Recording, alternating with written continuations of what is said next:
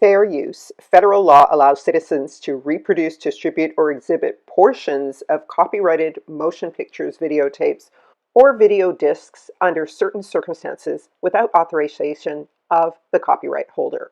This is called fair use and is allowed for purposes of criticism, news reporting, teaching, and parody, which doesn't infringe of copyright under 17 U.S.C.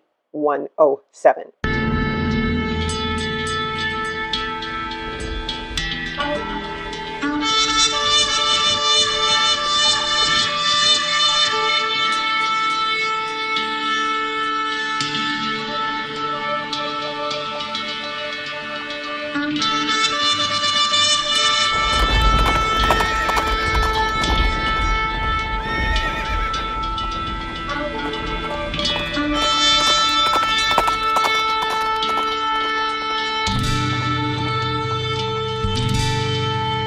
O Yahweh, Kuma, Yahweh, Wayapusto O Yazeasa, Wayanusa Misane Khabitusa. Arise of you, O Yahweh. Let your enemies be scattered, and let those that hate thee flee from before thee. Give him thanks by saying Hallelujah. Shalom, family, and welcome to Into All Truth. May the Ruach HaKodesh lead you into all truth and show you things to come, and the seed of the word be planted in your heart to bring forth the fruit of righteousness. End time salvation, Yahweh's kingdom on earth as it is in heaven.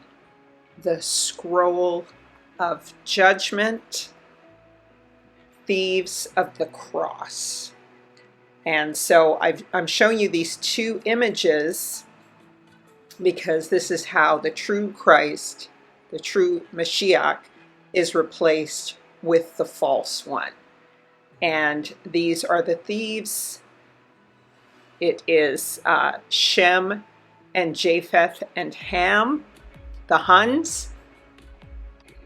And in the days of these kings shall the Elohim of heaven set up a kingdom which shall never be destroyed, and the kingdom shall not be left to other people, but it shall break in pieces and consume all these kingdoms, and it shall stand forever. While Jerusalem is set up, 2nd Ezra and Daniel say the beast system will have a tumultuous rule, and this is during the judgment or tribulation of the Gentiles and the final judgment. Maccabees 3:48. They, the Gentiles, laid open the book of the law, wherein the heathen had sought to paint the likeness of their own images. So this is the whitewashing of Yahusha. From the slave, all right, to the free man. This is Esau, Edom, and then the grafting in, and these figures steal the identity of Israel. And this is called a twinning process. This is basically Esau and Jacob are the original twins, but then Esau twins with other nations like Ashkenaz and Canaan. And we know that Kabbalah, I've said this before, sorry about the spelling mistakes, the metamorphosis takes place like this, because the Kabbalah says in order to make a man a slave, you must make them a blank slate. You must make them white. And black actually means blank. It means white. So we are not black people. We are the African diaspora. And so here's a lot of the twinning effect. When our first nation to take over the identity of Israel is going to be Esau, Edom, through these various names and titles. And then the Europeans will do the same thing. Now, I believe Whitney Webb's, the journalist's website, Unlimited Hangout, and her book, One Nation Under Blackmail, point to the judgment of Yahsharel that has already happened, and the one to come on Babylon and the nations. All right? And the word for scroll or roll is actually Megillah or Mega. All right? This means roll writing book scroll. And here specifically is the time when Zechariah is given a vision of the judgment of Yahsharel. And Zechariah says in verse 1, chapter 5, "Then I turned and lifted up my eyes and looked, and behold, a flying roll." And so he asked the angel about this, and he says in verse 3, "Then he said unto me," the angel, "This is the curse that goeth forth over the face of the whole earth. For every one that stealeth shall be cut off on this side according to it, and every one that sweareth shall be cut off as on that side according to it. And I will bring forth, saith Yahuwah Sabaoth, and it shall enter into the house of the thief and into the house of him that sweareth falsely by my name, and it shall remain in the midst of his house, and shall consume it with the timber thereof and the stones thereof." So this was the judgment of Israel, but it's about to reverse and hit Japheth, who is currently the firstborn son. He replaced Israel temporarily. Just watch my previous videos for more details on that. "And behold, there was lifted up a weighty piece of lead." So what he sees is this basket. "And this is a woman who sitteth in the midst of the ephah," inside of this basket that he sees. "This is wickedness, and he casts it into the midst of the ephah, and he weighed the weight of lead upon the mouth thereof."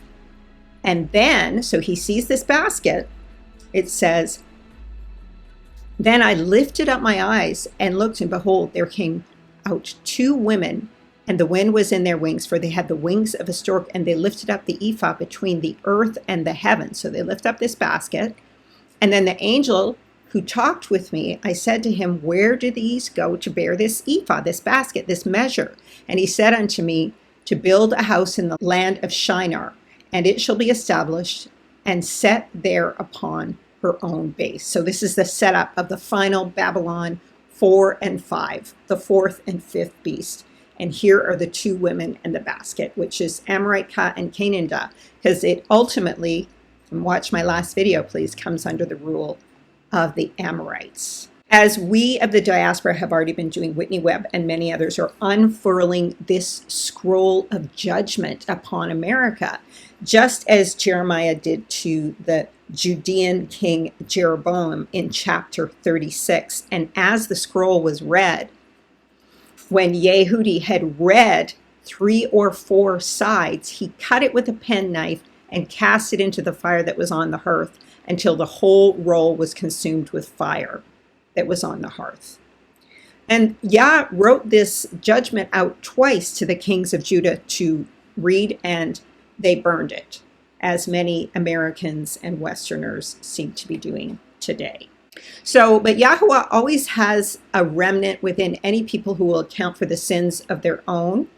And Whitney Web, Confessions of an Economic Hitman, all of these are the reading of this scroll, because the Gentiles have to be given a full disclosure before they go into captivity, because they're going into a contract. They're either going into a contract with Yahuwah of Israel or with HaSatan. So they have to understand the terms on which they must repent and the terms upon which they are being judged.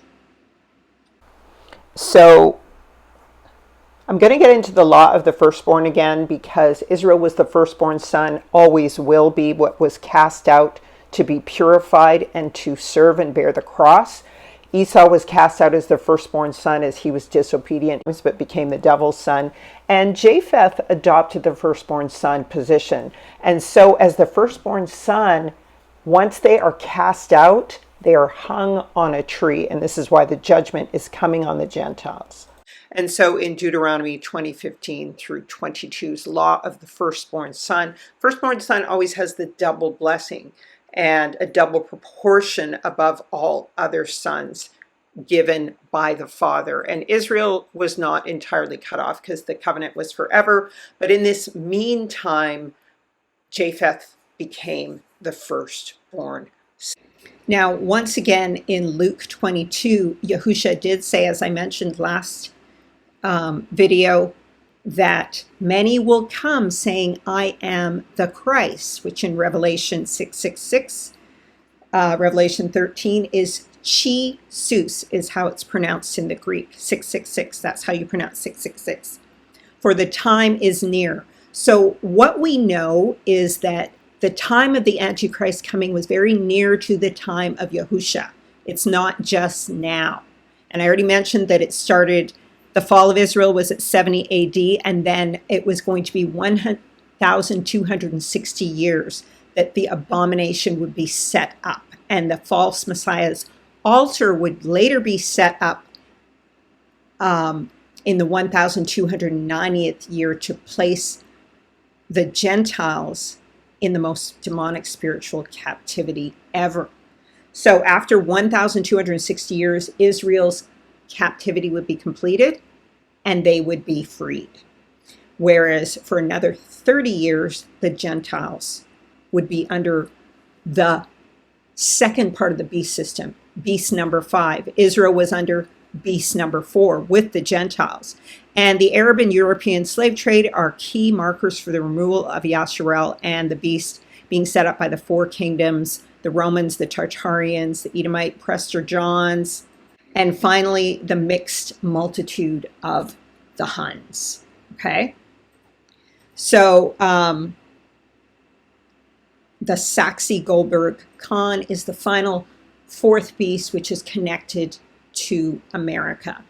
And it is the Edomite Prestor Johns, the Tartarians, and the kingdom of Rome that had taken over Israel in 70 AD that give their power to the final beast, which is England and America. All right? And so the key scripture that we have to look at is Daniel 7, when these timelines are defined, so we can get an understanding of where we are on the prophetic timeline. And we are doing this Hebraically. We are not doing this according to Christian ways. We are not doing this according to the ways of the camps. I'm doing it according to the actual word, period. That's it. So let's take a look at what the word says. Here is the Daniel 12 scripture, and we'll go into the Daniel 7 as well, that define these times, these 1,260 year, etc. times. So here is what they are. And this is also tied to when the woman who is Israel gets sent into the wilderness. And I heard the man clothed in linen, which was upon the waters of the river, and he had his right hand and his left hand unto heaven, and swear by him that liveth forever, that it shall be for a time and a half. And when he shall have accomplished to scatter the power of the holy people, all these things shall be finished. So after a times and a half, which is 1,260 years, the scattering of the holy people and their power being taken down will be finished. Okay, it'll be accomplished, and then all things shall be finished. That means it is the end of their trial and the beginning of the new kingdom that I read about here, which is set up at the same time as the beast system. And I heard, but I understood not. And then, oh my Yahuwah, what I said, what shall be the end of these things? And he said, go thy way, Daniel, for the words are closed up and sealed till the time of the end, which is now. And many shall be purified and made white and tried, but the wicked shall do wickedly, and none of the wicked shall understand, but the wise shall understand. And from the time that the daily sacrifice shall be taken away, and to the abomination that maketh desolate set up, there shall be 1,290 days. So this is 30 more days than a times and a half a time, which is 1,260 days. All right. So that means we have 30 years to go from 2019 if we're being generous. Okay. If we're being conservative and generous to the Gentiles and everybody else. Blessed is he that waiteth and cometh to the 1,305 and 30 days, 1,335 days. So that means from around 2019, which is when I mentioned this time was summed up, the 1,260 years, we're going to explain it in a minute, to the very end, All right? Which is, it says, go thy way till the end. And I believe that's the 1335th day. After the abomination had been set up. So that means that from the day that the scattering ends until the end of the world is 75 years. And I believe the scattering ended in 2019. With compensations for the Hebrew calendar, this year right now is 2019. So there's a 5-year cushion built in there. It's a 70-year period. It's a week of years with a 5-year cushion built in there. And so I just want to make that very clear. Since the awakening and the end of 1,260 years, it's going to be 75 years till the end of the world. I just want to make that clear, family. I want you to understand that. And it's 30 years in which the beast system will be placed on the altar of the hearts and minds of men. And so how do we know? Well, the woman was sent into the wilderness of Babylon according to Isaiah and Daniel 12 and Revelations 12 for 1,260 years or 3.5 years. Here's the standard right here. They all equal the same amount of time. All right, the two witnesses also prophesied for that amount of time. And I believe that it was a double prophecy that 1,260 years ago, the two witnesses died. All right, and then there's going to be a double prophecy. They were numbered as the 144,000 and they perished. And then we will awaken in this generation as their ancestors. And they will resurrect in the rapture at the end of the Great Tribulation. Then comes the judgment and wrath. All these things will be finished at 1,260 years. Then the mark will be set up inside of people for 30 years. 1,290 years, and then 1,335 years. So basically, all these things shall be finished in 75 years at the 1,335th day mark. Not, people are thinking this tribulation and judgment is just 7 years, but it's not. It's going to be 10 times a week of years, 70 years, with a little 5-year cushion built in to adjust to calendars and grace. So here's the description of the fourth beast. And a lot of people get confused about this because of Christian doctrine. I'm going by scripture alone. So here are the 4 beasts. Again, I said Rome, Tartaria, and finally Prestor John, Esau, Edom, the Arab slave trade. And then all of the power is given the 4th beast. The 5th beast is the final beast. And this 4th beast is a conglomerate of all of them. So Daniel 7, describing the 4th beast, says, these great beasts, which are 4 kings which shall arise out of the earth. But the saints of the Most High shall take the kingdom and possess the kingdom forever and ever. Then I would know the truth of the 4th beast, which was diverse from all others, exceeding and dreadful, whose teeth were of iron and his nails of brass, who devoured and broke in pieces and stamped the residue with his feet, and of the 10 horns that were on his head, and of the other which came up, before whom all 3 fell, even of that horn that had eyes and a mouth that spoke very great things, whose look was more stout than his fellows. And I beheld, and the horn made war with the saints and prevailed against them. So this is the first prevailing of the against and overcoming the firstborn son. All right? Until the Ancient of Days came, and judgment was given to the saints of the Most High. And the time came that the saints possessed the kingdom.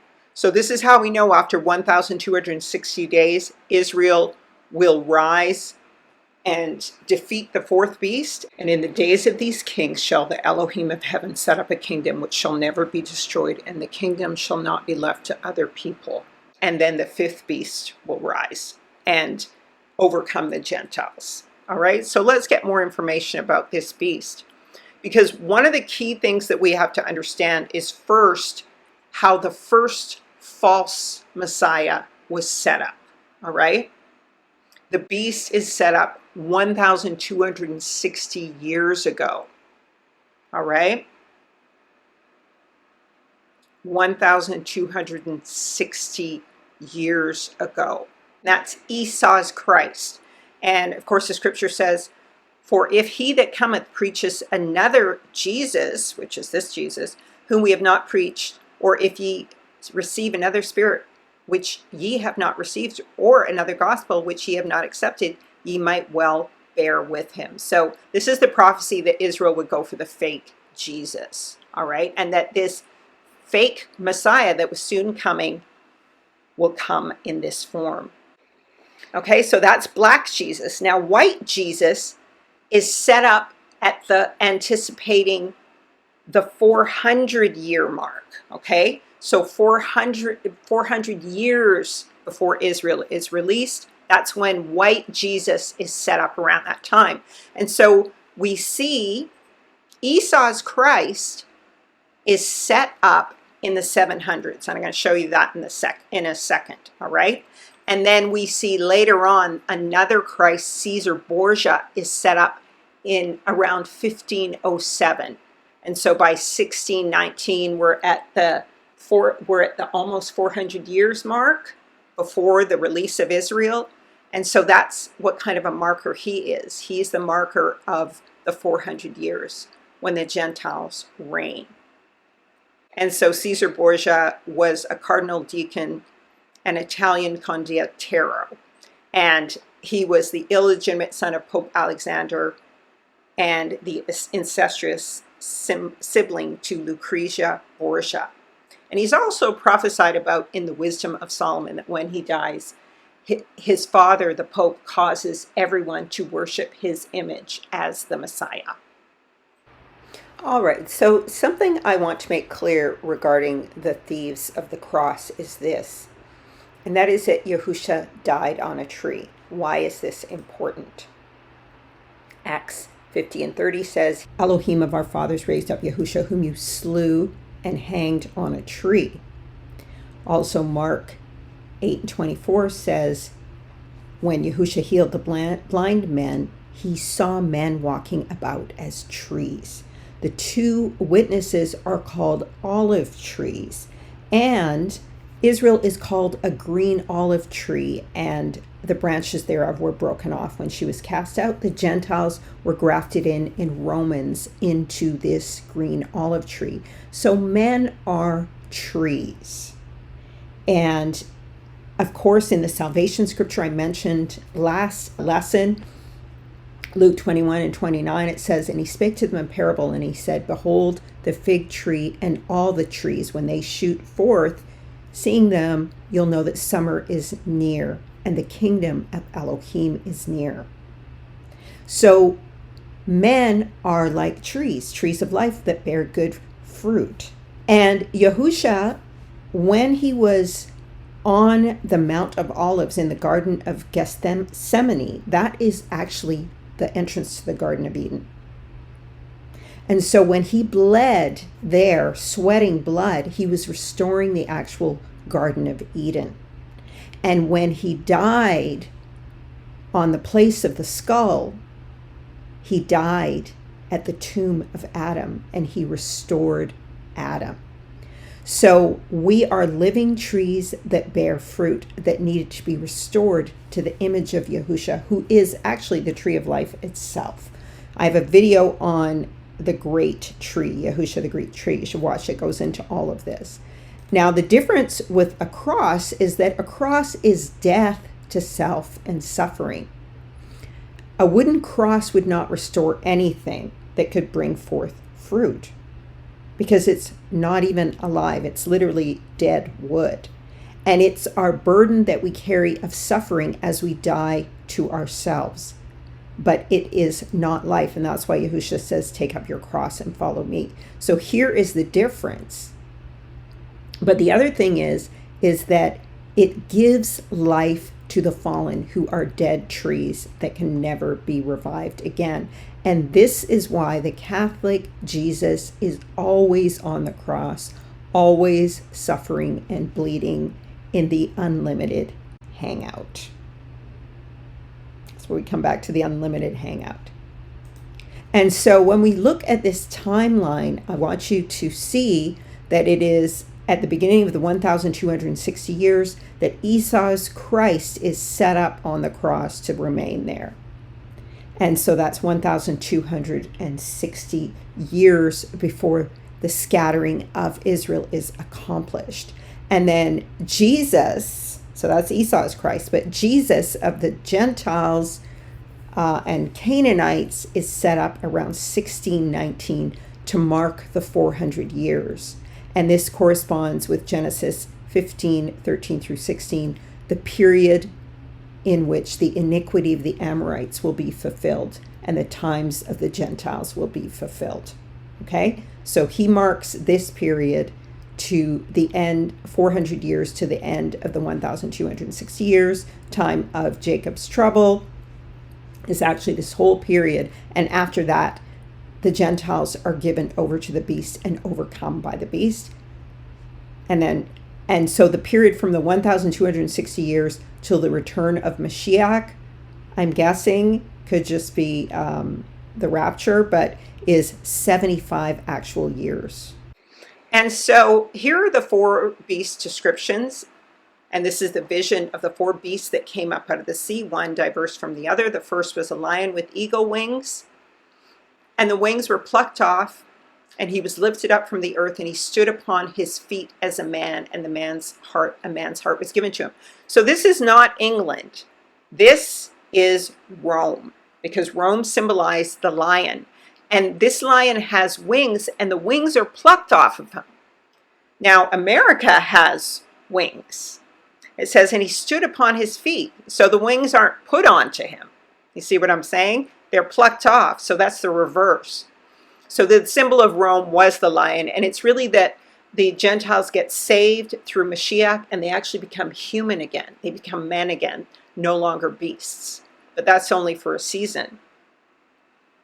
And next it says he beheld another beast, which was the second. And it was like a bear, and it stood upon one side, and he had 3 ribs in his mouth and between his teeth. And they said unto him, arise and devour much flesh. This is the waster of Israel, Shem, Ham, and Japheth. This is the Tartarians. And the Tartarians were very bloodthirsty people who eventually rose up as the 4th beast, the Huns. And so this is what we know about the Tartarians. I've already shown them to you. But they had no mercy on the young or the old, or the beautiful, even when they were hunting. Even if somebody was beautiful or attractive, they didn't care. They were cold-hearted people, and they would slay them, and they literally drank the blood of infants while they slayed them, and that's how they got their strength during war. Thoophanes, the confessor, the Byzantine monk of the chronicler, and his overlord was the Byzantine Emperor Leo the Khazar, mentioned Khazar involvement in the Byzantine-Persian War. So the Khazars took down the Medo-Persians, all right? There is also a record, obviously, by Eldad the Danite and the Schechter letter that notes the conversion of the Khazars in the 8th century. So that's like mid-700 AD, all right? And there's a commentary on the Gospel of Matthew by Christian of Stanvalov in 1864, and he said, Ashkenaz were Gog and Magog, and they were converted and observed the laws of Judaism. So this is how we know the Ashkenazis are Gog and Magog. Then Zechariah was the first Kagan to use an Israelite name over a Kagan one, according to Cyril and Methodists in 860 AD during the time of Byzantine Emperor Michael III to Khazaria. August state was one of the states, as well as the Khazar Khaganate and the Volga Bulgarians. So these are all really Gentiles, but they're mixed with Canaan, mixed with the Asians. And then Muslim geographer in 10th century, Al-Lasakri, claimed that the white Khazars were strikingly handsome with reddish hair, white skin, and blue eyes. And the black Khazars were swarthy, verging on deep black, easily confused for Indians. And this is how, so you had Asians among them, but you had East Indians among them. Okay, so this was Ham integrating in to these, amongst these people. And so here they are attacking the Israelite cities in the northern kingdom, the Byzantine area, also called Shamaron or Shamaria, which is basically Western and Central Europe. Okay, and so we can see a couple of Gomerians here. We have Donald Trump and Robert Plant, the famous rock singer, who I'm going to refer to later. So that's why I want you to just remember his name, because he's a spiritual priest of Tubal Cain and the Gomerites. And so this is them, and they've got all these lines on them because their bodies are fully tattooed. And they got worms all over them because they were taken over by the serpent. And they're fighting against the Israelites here, okay? And you notice that they're wearing headbands because these are the true Israelites. That's what the Israelites wore. All right, and so now when we look at this evolution, Prestor John, of course, is the next ruler, the last ruler, who is the most powerful. You have to realize Esau is the end of the world, not Japheth. Esau is the end of the world. So he's the most powerful one, and that's why I show you guys this video. Yeah, it's time we talk about just how much of a joke jaguars are. First of all, jaguars will regularly clap caiman by going into the water and dragging them out by their teeth like a disobedient child. And that's because jaguars do something that no other big cat does. Because while lions, tigers, and leopards put their prey out of their misery by biting the neck, jaguars apparently watch endgame and go directly for the head, which happens to be the caiman's weak point. And since this walking vice grip has the strongest bite of any cat, that means it puts the caiman in a coffin by biting through its skull and piercing its walnut-sized brain. After the jaguar cancels his life subscription, he'll then manhandle the caiman out of the water. Just for the record, caiman can grow to weigh hundreds of pounds. It's like deadlifting a washing machine, but only using your teeth. Think about it like this. Leopards are strong enough to lift and carry their victims into the trees where they can eat them without having to pay taxes to lions or hyenas. Jaguars are literally everything leopards are on steroids, and the good kind too. The kind that helps you win Tour de France 7 times. So yeah, jaguars will bully the crocodile's little brother. They can also weigh over 200 pounds, run at 50 miles per hour, and they look like this underwater. Since there's no immigration control for a homicidal Garfield on PEDs, sometimes they end up wandering into the US. Because they can climb, building a wall ain't bout to do shit. Jaguars are a cheat code that God forgot to patch. Take note. So take note, this cat rules in the Holy See under the water in the marine kingdom. It's very comfortable under the water. As the scripture says in Jeremiah 13:23, can a leopard change its spots? No more can he who is accustomed to doing evil do good. But in Yahushua HaMashiach, the Edomites can, and there is a remnant of Edom, the women and children. But this is why I'm highlighting Candace here again, because she is the one doing this job. This is the power of Esau, Edom, and they have a choice to do right or to do wrong. And this is not to come down on Esau, but just take the video with Candace. I want you to notice 1,260 years ago was around 750 to 775 AD, close to the time of 2019 now, with the proper Enochian calendar, using the proper Enochian calendar. And so what we see is the Visigoths sacked Rome, and the Vandals did, versus Gothic war with the Medo-Persians and the Sassanids, and the Edomite Umayyad invaders took over.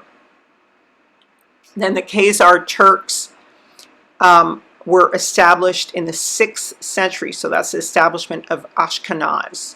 I've been over this many times in my 4 Beasts videos. So the European, Russia, Ukraine, and Crimea and Kazakhstan between 786 AD was when the Khazar king Bulan was established, and he protected the Byzantine Empire because he really wanted to do a careful mixing. Now, meanwhile, what's going on with Esau Edom is he is Mansa Musa, and from around the 700s to the end of the Arab empires, well, really the end of his empire, and into the transatlantic slave trade, you have Mansa Musa, and you have Esau being Prestor John. Like I said, he is twinning Israel. So he's calling himself Solomon or Suleiman or Zulu man. Remember that. Zulu man is another word for Solomon. Okay? And he takes on David as a title. Korah is one of his sons. Judas Iscariot was a Cariite Jew descended from him. They call themselves Nagad, kings, just like Israel is called Najir or Nagad, all right? And they call themselves Jews, while Israel is Yahudi. Somebody had a comment about that last video, but I'm just trying to educate Gentiles who are not familiar with this stuff, both black and white, because Gentiles come in all colors. You see, so that's in 775 AD. Prestor John is ruling even in America, and he's taking Toltecus, the Assyrians, over to England, all right? And the Caliphate dynasties, the black ones, are ruling from the 600s, all right? All the way into the Ottoman empires. They're warring against the Khazars, but the Khazars eventually defeat them.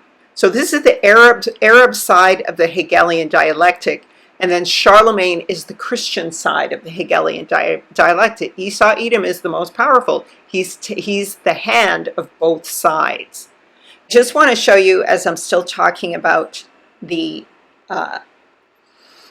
Arabs, the white Arabs, which are also mixed in with Asian Arabs, all right? They are coming from, we have here, Iob, all right? So Job was a black Arab Edomite, and he was responsible for the slave trade, all right? And they were eventually defeated by the Oghuz Turks, right? That's very important to understand. Og is for King Og of Bashan, who was a Palestinian Gomerite, the giants of Japheth, whom David slew, the giant Goliath.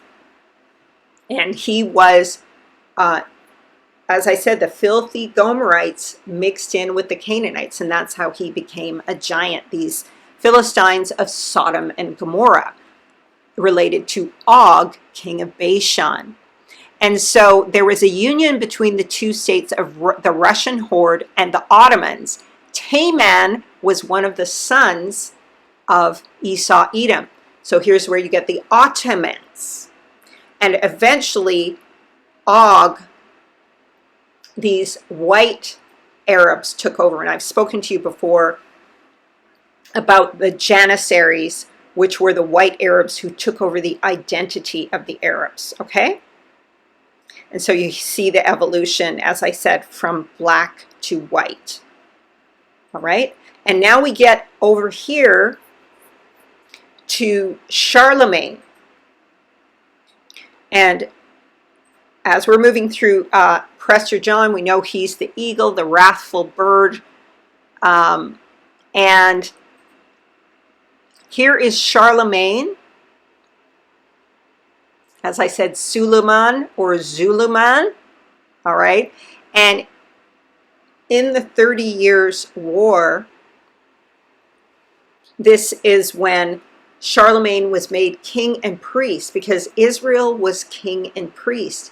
And so all of his lines started mixing with more Gentile lines. They were also mixing with Israel, all right?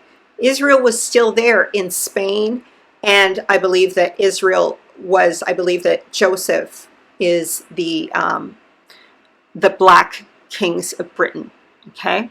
Somebody asked me about that. So, but in Britain, it's a mix of Esau and Jacob, because Esau mixed with Jacob to steal the identity, right?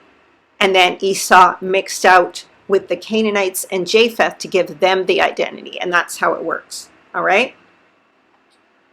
And so we have Charlemagne. Again, it's 1,260 years ago, just like what's happening with the Arabs. They do the switch to the white Arabs about 1,260 years ago, all right? And so here he is. He's being crowned priest king. This is a different representation of him. But eventually, he was known as the king of the Franks, but eventually he's given a white image, all right? But we see that they were this royalty in Britain and stuff was originally black, and Central and Western Europe, all right? So this is, in later times, Emperor Charles V of the Holy Roman Empire. And we still have blacks named Charlemagne or Shalaman. So that's another pronunciation for it. All right, and we also have Charlemagne the God, who I believe is related. And so this is John Henry Kaufman, is an actual descendant of Charlemagne, and he's fully black, all right? And so you can pause to read the details. This is really a survey. I've done videos on all of this, so you're going to have to go look through them. But here we see the Black Knights, and this is a whitewashed version of the Pope. He was originally black, all right? And often they're disguised in this Saint Maurice kind of a name. And here are the Black Arabs, all right? And their symbol, I want you to be careful to note, is the rhino. All right? And the Black Arabs, like I said, they become the white Arabs. All right? So you see they're black here and they're white here, right? So there was a switchover, a changeover. It's important to be aware of that. But when I showed you this image of the beast, it's very important that you understand he is a rhino, because that's Esau Edom, all right? But he's got a horn in the middle of his forehead, because that's the rhino, that's the unicorn of Africa, which clearly defines his power and him as Prestor John. And of course, these nations were always together, all right? The Phoenicians, the Sidonians, it was always a mix of these same groups of people. But now they get to rule the world. And so what we find is these are the Shiite dynasties of Asia. They are mixing in.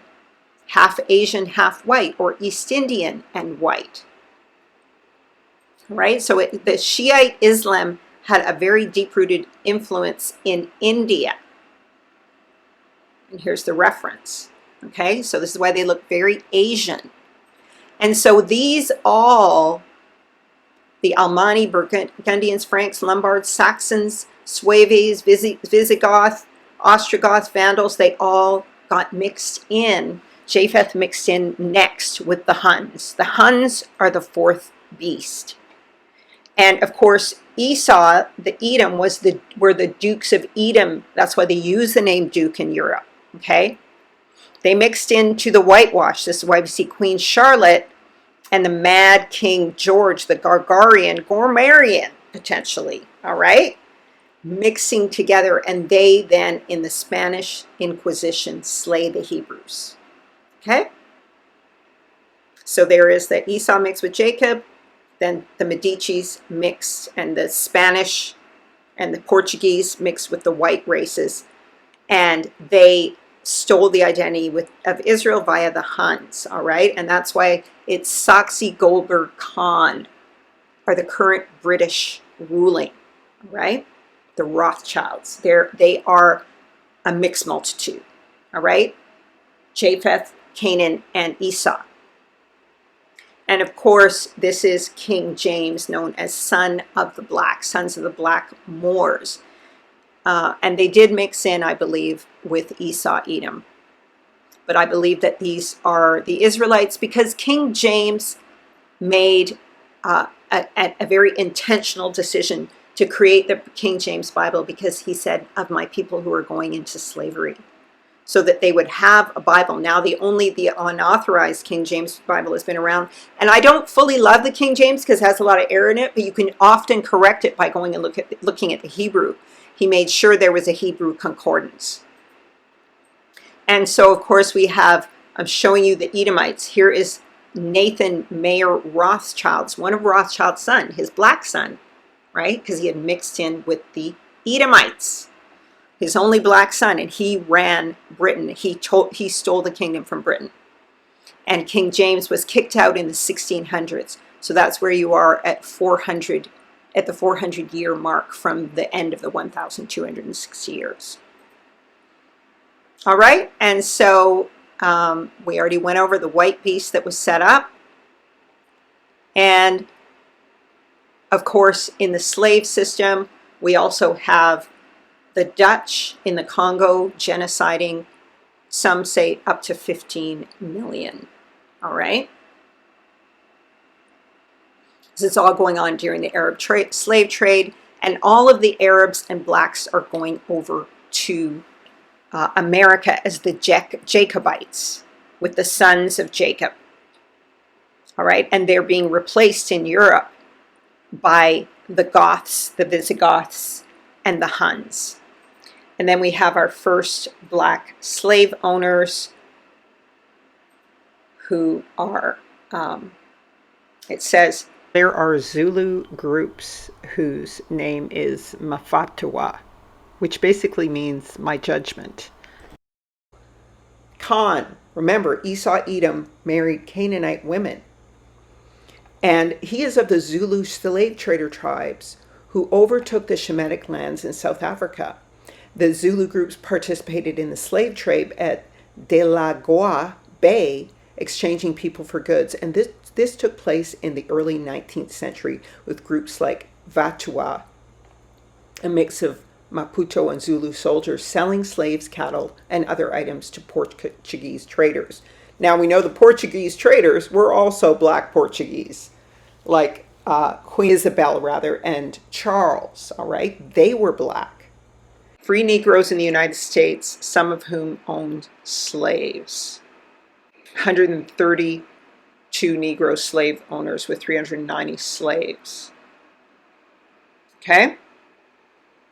And so, and it was the black founding Scots who set up the 13 colonies. So I'm thinking it's a combination of both Israel and Esau Edom, pretending to be Israel after the conversion of the descendants of Herod, right? I think it's a combination of both, because you have the slave records of the black Israelites, the black Scots being sold as slaves and indentured servants. And then you have the black Edomites running the colonies in the West Indies and the colonies in America. And so this is why he is the rhino, but he also has this mouth speaking great things, because this is Japheth and the Huns. All right, Vlad the Impaler takes over Britain, and the fourth beast steals the kingdom from King James.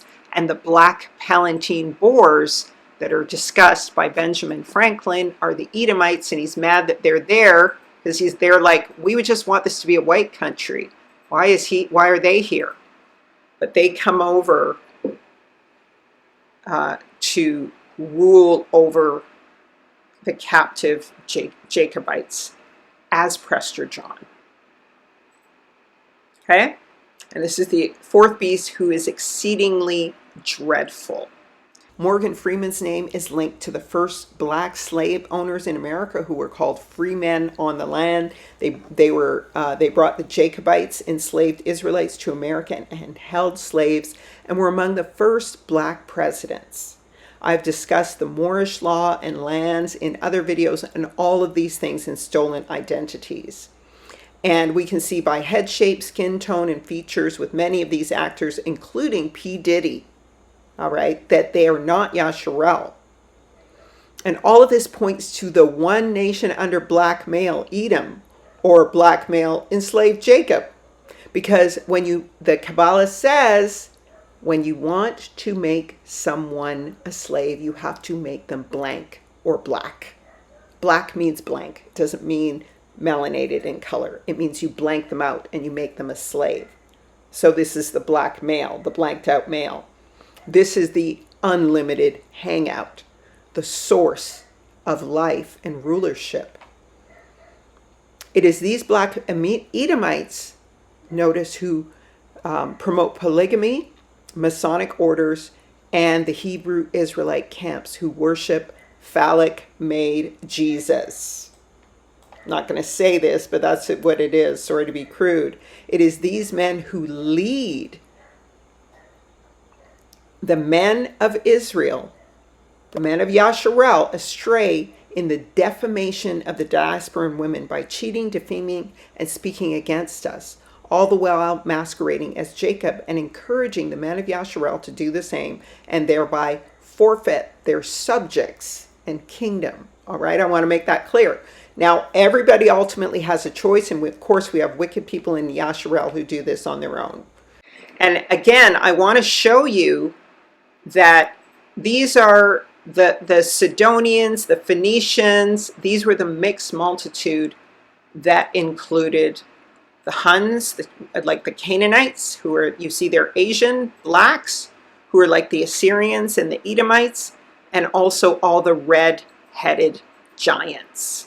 So these are the mixed multitudes, often being called Sidonians and Phoenicians, those other names. But now they're running things as the fourth beast.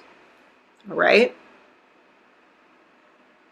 And they're running now America. Okay? And America is true Greece. That's why it takes Paul something like 30 some days to get there, which is, it just takes a little less nowadays to get from basically Egypt, which is really the land of Dan, to Chicago. Chicago is the original Rome. All right, and that's why in Chicago you have a black man who founded it, because that's Esau Edom, who founded it, got credit for it, and all the rest of it. So that's Toronto and Ontario, and it was built by the Israelites. The White House was built by the Israelites, and they did try to use biblical law. That's why the nation was founded on biblical law. And then from 1910, the Federal Reserve was started by the Canaanites. Not going into the war of all those wars of 1812 and everything. You can go and watch my Hebrew World Wars to cover that. So here is what the cover of the Hebrew World Wars video looks like. Go ahead and take a look at that, and it goes into what happened with the Hebrew Israelites and the Edomites in these times before the Canaanites took over. All right, America. Federal Reserve is set up by the Amorites. Okay, Federal Reserve is set up by the Amorites. You can go watch this video on the American financial system and the altars of Baal. But it's set up based on human sacrifice by the Amorites. This is what the Amorites look like. They're indigenous to America. Some of them are red-headed giants, and some of them are dark-haired, because they are Tubal Cain and mixed, like I said, the filthy Gomorites that mix with the Canaanites. So they have this red-haired look, or they're dark, with dark hair. Okay? Looking a little bit like Mick Jagger there. Okay? Looking a bit like Mick Jagger. Hold that thought on Mick Jagger. So here is, the altars are literally beneath this Jekyll Island home, which is where the Federal Reserve was started in 1910. Birth of the Nation, the movie, came out 5 years later. All right, and the KKK became this massive movement. This is all the scroll of judgment. I'm reading the scroll of judgment. These are all the crimes of the Gentiles. So you know what your forefathers did, and you're going to repent for them. And I'm mixed race, so I've repented for my forefathers. You're to leave your father's house. And so the Federal Reserve sets up all these gold reserves. And in 1919, they actually go and steal $500 million in gold from Haiti's gold reserves. And they traffic the people even today. Jumping forwards just for a second, but not to get too caught on this, I just want you to track with this. The Clintons actually gave the gold reserves to China in the 1990s. This is how China became so powerful. Why? Because China is Canaan. And that's how the dragon gives power back to the beast later. All right? Because they have to gut America and weaken it first. So they give the money over to China. They work together. I hope that makes sense. I hope I'm making sense, fam. Put a 1 in the chat if I'm making sense. So, yeah, these are some of the tribes. You can pause to read if you like. The content, like I said, is in other videos. And so that is covering just the beginning of the fourth beast. And, you know, just keep in mind the Arab slave trade, and you can watch these videos with this kind of a cover on it, were extremely important to the setup of the fourth beast. So it was both Arabs, Edomites, and white Europeans. They were the key marker of the removal of Israel and the beast system being set up for via the 4 kingdoms. And this is all mentioned in Zechariah, I believe, chapter 1. These are the 4 beasts that scattered Israel and will also gather them. Very important thing I'm just going to pause to look at right now is about the fourth beast, is that as we look at this timeline of 1,260 years, this is how we know that Israel was taken into America, according to what Yahuwah himself prophesies through Moses in Deuteronomy 28:68. Says, "And Yahuwah shall bring thee into Egypt again with ships by the way which I said unto thee, thou shalt see it no more," that is the promised land, "and there in Egypt ye shall sell yourselves unto your enemies for bondsmen and bondswomen, and no one shall redeem you there." Why am I saying this? Because I want you to understand that it's Yahuwah who brought Israel back to Egypt. And this is all tied to the wings of the eagle and Prestor John as Esau, Edom, the end of the world. Yahweh using the wings of the eagle for good or for evil to discipline Israel and out of love to redeem Israel. How do we know? Exodus 19:4 says, "Ye have seen what I did unto the Egyptians, how I carried you upon eagle's wings and have brought you unto me." So here it is. He takes them via ship, by his eagle's wings, and he redeemed them initially in the first Exodus. Let's track with the eagle again in Revelation 12:14. "And to the woman were given 2 wings of an eagle, a great eagle, that she might fly into the wilderness, into her place where she is nourished for a time, times, and half a time, from the face of the serpent." From Jesus of Revelation 13, the Greek 666. All right? And that's for 1,260 days or 3.5 years. That's the calculation for the Hebrew calendar. 3.5 years. Same amount of time as Daniel prophesies. And then here's the prophecy of her going to the land in Micah 4. And this is how we get Yahweh will bring you into Egypt and Yahweh will redeem you. How do we know? Micah 4:10 says, "Be in pain and labor to bring forth, O daughter of Zion, like a woman in travail. For now thou shalt go forth out of the city, and thou shalt dwell in the field, and thou shalt go even to Babylon, and there shalt thou be delivered, and there Yahuwah shall redeem thee from the hands of thy enemies." Remember, he said, no one will redeem you. All right? Only Yahuwah himself will redeem the woman. Yahuwah will redeem him, the woman. Then Daniel 7 and verse 6 talks about the captivity of Israel. Daniel 7:6, "After this I looked, and there was another like a leopard, which had on its back 4 wings of a bird." And this is Esau, Edom, as the bird. that, as I just mentioned, praise Yah, took Israel to America into captivity, where no one redeemed them. There was no kinsman redeemer to buy them out of slavery according to the Jubilees law, to go back to their land. So Yahuwah himself would be the redeemer. So there's the eagle, all the symbolism of the eagle. Screenshot this, read it over and over again. This is all the tie-in of Yahuwah as the eagle, all right, and Esau as an eagle. So I hope you understand that as we keep going forwards. So we were last discussing the transatlantic slave trade and the setting up of the Federal Reserve. And so now we're in the time of Jacob's trouble. We are in the time of Jacob's trouble, which actually would have started at 70 AD, all right? Intensified at the Inquisition in the last 400 years. Now, in this time, we have the Federal Bureau of Investigation pop up in about 1924. Remember, I mentioned birth of a 1910 Federal Reserve, 1915 birth of a nation, 1919 Federal Reserve steals all this gold from Haiti. And now the federal government sets up the Federal Bureau of Investigation, which is run by Hoover.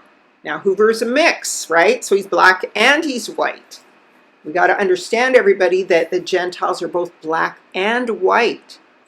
And he's mixed race. There's one of his cousins wrote this book about it.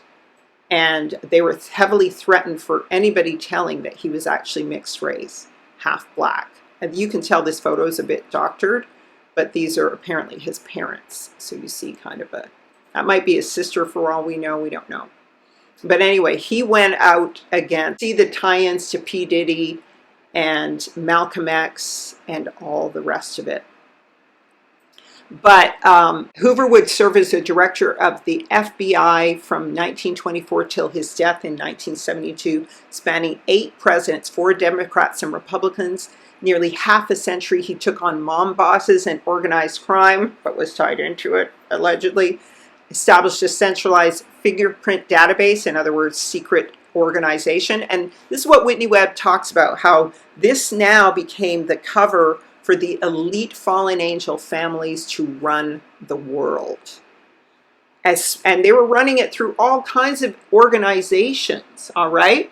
So the beast, the fourth beast, used the slave trade, human trafficking of men and women and children, stolen identity, the beast financial system, the Federal Reserve, gold theft, and the petrodollar imperialism, as well as military occupation by the UN and USA to enforce their power globally.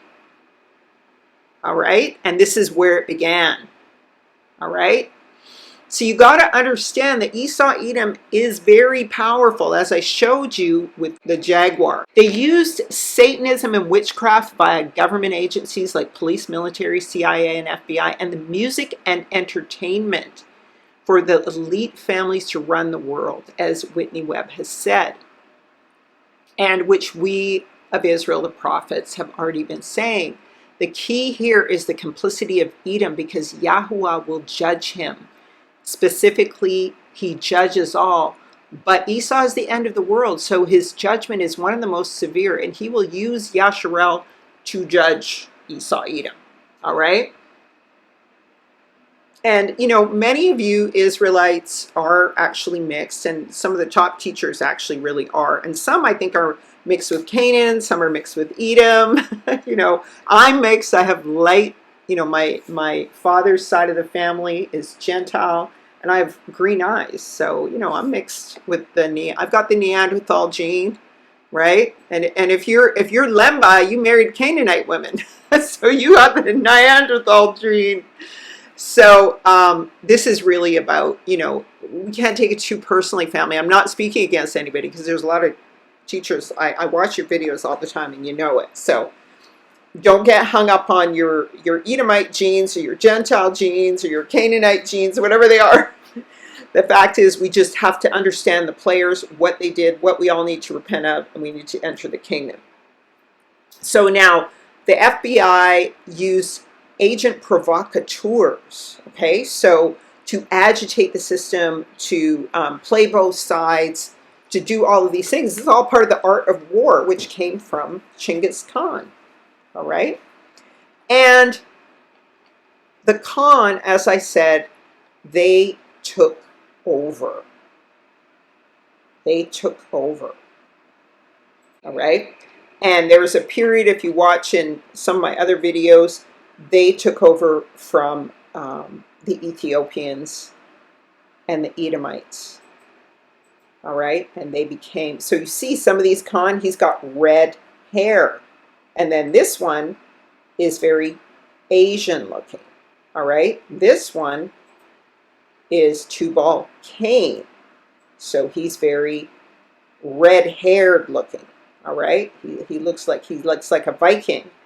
So and we know that China is the dragon. They're very clear. They make that very clear that that's their symbol. They call themselves the dragon people. They literally call themselves that. We know who the players are. It's just important to recognize it, and then what you need to repent of is all I'm saying. It's not for condemnation. Yah is going to condemn these people. And he's going to condemn you based on your choice, right? So, back to COINTELPRO.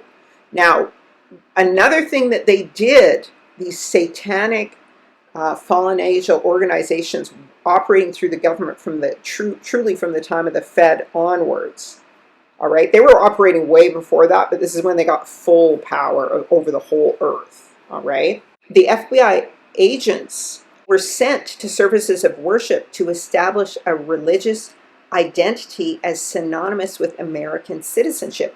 This is why so many right-wing Americans can't distinguish between Babylon and the Promised Land, and they want to stay here. You guys want to stay here thinking that you have to save souls when Yah is commanding you to leave. So you want to do the opposite of the command of Yah. All right? The FBI literally worked with white evangelicals to promote Christian nationalism as the only form of religion that would protect the U.S. during the Cold War, and the FBI policed other forms of religion, for example, by persecuting Martin Luther King, to discredit the civil rights movement, and also to discredit Black Arabs, okay? This is to trap the white Gentiles, all right, into thinking that white Jesus is the Messiah and Babylon is the Promised Land, all right? But, you know, I want you guys to be very, very clear. I go into more of how the FBI and CIA persecuted Israel in my video on Integrated into a Burning House. And I'm going to talk about how Black women were undermined in a minute, and Black men, the defamation of the image. But I just want you to take a look at the Integrated into a Burning House for more details on the prison industrial complex and how it worked in the 70s, because it's such a huge topic. And so this is the video that you guys would take a look at to get more details. All right? Integrated into a Burning House is the title of the video. So go ahead and take a look at that. I want you to understand what was going on in the Congo, in West Africa. What happened was that there was a very powerful alliance between the Edomites, those are the people of Edo tribe, Benin, the Fulanis. These were all the Arab tribes who had alliances with Britain. And despite the fact that the Israelite Bantus tribes, like the Yoruba were a mix, and then the Igbo tribe. These tribes of Biafra were Israelites. And there was a terrible war that took place. So what happened was the British sided with the Edomites, and the Edomites to this day keep the system going. All right? And during this particular war, they completely, in 1966, a series of military coups resulted in the execution of Nigeria's political leaders and the rise of a new government ruled by Northern military leader commander Yakubu Gowon. The coup incited months of rioting and reprisals as Northern fighters targeted Igbo army officers, and roving mobs slaughtered tens of thousands of Igbo civilians. The Igbo who survived, so these are the Israelites, fled their former homes in the southeast, carrying tales of governmental violence and betrayal with them. In response to the massacres, Colonel Odemuku Ojekwu established an independent republic of Biafra for the Igbo people in 1967. War began on the 6th of June and lasted a bloody 3 years, sparking a massive humanitarian crisis as thousands of Nigerians starved to death or perished from preventable diseases. So the giant of Africa, Nigeria, stretches across the continent like a patchwork quilt sewn together from dozens of historically independent religious and ethnic groups, all vying for political representation and control. After achieving independence in 1960, the infant nation was struggling to maintain fragile peace as members of the Muslim Hausa Fulani ethnic group dominated the north, and Christian animist Igbo and Yoruba divided the resource-rich south. So this is the Israelites being taken down, and all the images you would see of starving children and UNICEF, where allegedly they took the money and didn't help anybody, were as a result of them being starved during this war as a punishment for taking their independence. And it is reputed that up to 10 million died, and of course they'll just say thousands in the Western reports, but it was way more. And of course all the financial loans and money taken in Nigeria are allegedly, for the loans from the world banking system, are allegedly the money's all parked in US bank accounts.